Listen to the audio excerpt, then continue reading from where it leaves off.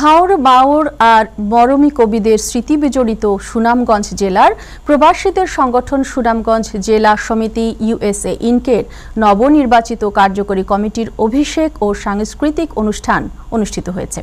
রবিবার ২১ জুন সন্ধ্যায় ব্রঙ্কসের গোল্ডেন প্যালেসে এই জমকালো অনুষ্ঠানের আয়োজন করা হয়। বিস্তারিত মাহবুব রশিদের রিপোর্টে। হাসান রাজার সুর যেখানে মাটির গভীর থেকে উঠে আসে, বাউলের একতারা যেখানে হাওরের বাতাসে মিশে যায়, সেই সুনামগঞ্জের সন্তানেরা আজ হাজার মাইল দূরে নিউ ইয়র্কের ব্যস্ত নগরীতে ভোলেনি তাদের শিখরের কথা। প্রবাসের মাটিতে দাঁড়িয়ে তারা বুকে লালন করে হাওরের স্মৃতি, মরমী সুরের টান। সেই ভালোবাসা আর ঐক্যের প্রকাশ ঘটল রোববার রাতে ব্রঙ্কসের গোল্ডেন প্যালেসে। ২১ জুন রোববার সন্ধ্যায় ব্রঙ্কসের গোল্ডেন প্যালেসে আলোয় আলোয় ভরে উঠেছিল সুনামগঞ্জ জেলা সমিতি ইউএসএ ইনকের নবনির্বাচিত কার্যকরী কমিটির অভিষেক অনুষ্ঠানে।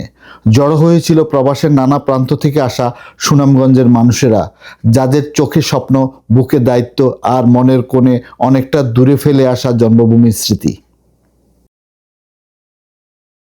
পবিত্র কোরআন তেলাওয়াতের মধ্য দিয়ে যখন অনুষ্ঠান শুরু হলো, তখন যেন সেই পরিচিত সুর একটু হলেও হাওরের বাতাসে বয়ে আনলো এই শহরের হলঘরে। সংগঠনের নবনির্বাচিত সাধারণ সম্পাদক মান্না মুনতাসিরের পরিচালনায় সভাপতিত্ব করেন নবনির্বাচিত সভাপতি তৌফিকুল আম্বিয়া টিপু। প্রধান অতিথি হিসেবে উপস্থিত ছিলেন বাংলাদেশ সোসাইটির সভাপতি আতাউর রহমান সেলিম।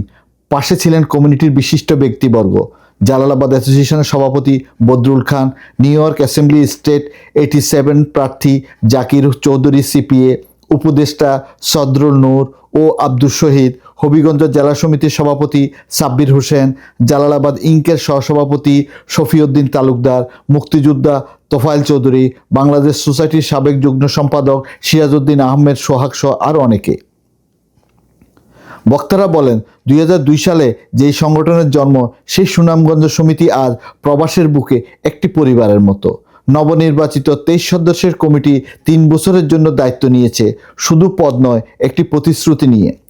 সুনামগঞ্জের ১২টি উপজেলার ঘর বানানো, সেলাই মেশিন প্রদান ও অসহায় মানুষের হাতে আর্থিক সহায়তা দিয়ে সংকটে পড়া মানুষের পাশে ইতিমধ্যে দাঁড়িয়েছে সংগঠনটি। আগামীতে প্রবাসে মেডিকেড ও স্ন্যাপ আবেদনের জন্য অফিস খোলার পরিকল্পনাও রয়েছে। বন্যার পানিতে যখন ডুবে যায় সুনামগঞ্জ, তখন প্রবাসের হাত যেন খালি না থাকে, সে ভাবনায় গড়ে তোলা হবে বিশেষ তহবিল। মৃত্যুর পরেও যেন সুনামগঞ্জ জেলা সমিতির সদস্যরা শান্তিতে থাকতে পারে, সেই জন্য কবরস্থানের ব্যবস্থার কথাও উঠে এলো আলোচনায়। নতুন প্রজন্ম, তাদের হাতেই তো এই সংগঠনের ভবিষ্যৎ, তাই তাদের সম্পৃক্ত করার অঙ্গীকারও দিলেন নেতৃবৃন্দ। এই সমিতিটা গঠন করার মূল উদ্দেশ্য হচ্ছে আমাদের সুনামগঞ্জবাসীকে একত্র করা এবং সবাইকে যাতে আমরা সুখে দুঃখে একসাথে থাকতে পারি। কেউ যদি সমস্যা হয়, এই সমস্যাগুলো সমাধানের জন্য আমরা কাজ করে থাকি। আমাদের ইউথ যারা আছে তাদেরকে আমরা আমাদের সমিতিতে ইনক্লুডিং করব এবং প্রত্যেকটা উপজেলাতে আমাদের সুনামগঞ্জের কাজ করেছি এবং আমরা কিছু সেলাই মেশিন আমরা বিতরণ করেছি এবং কয়েকটা ঘর আমরা বানিয়ে দিয়েছি গরিব লোকদেরকে। তো আর্থিকভাবে আমরা বন্যার সময় আমরা সাহায্য করেছি এবং বিভিন্ন দুর্যোগে আমরা বিভিন্ন সময় সাহায্য সহযোগিতা করেছি। আগামী ৩ বছর ২০২৬-২০২৮ এই ৩ বছরের জন্য নতুন দায়িত্ব দেওয়া হয়েছে। আমাদের নতুন কমিটির এজেন্ডার মধ্যে রয়েছে যে আমরা প্রত্যেক মাসে একবার হলেও নিউ ইয়র্কে যারা আছে স্পেশালি তারা যাতে মেডিকেটে অ্যাপ্লাই করতে পারে, স্ন্যাপ অ্যাপ্লাই করতে পারে, এই ধরনের একটা অফিস করার ইচ্ছা আমাদের আছে।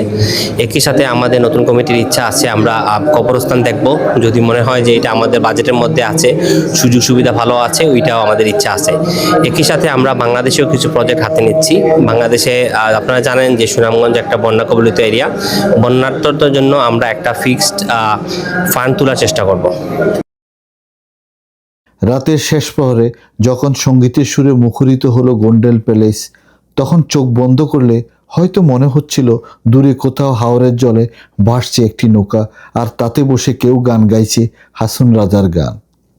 প্রবাস যতই দূর হোক, তবুও সবার বুকের ভিতর সুনামগঞ্জ জেগে আছে। কোন মেস্তরি নাও বানাইলো কেমন দেখা যায়, ঝিলমিল ঝিলমিল ঘরে রে ময়ূর ফঙ্কি নাই, ঝিলমিল ঝিলমিল করে রে ময়ূর। Mahbub Rashid, Time Television, New York.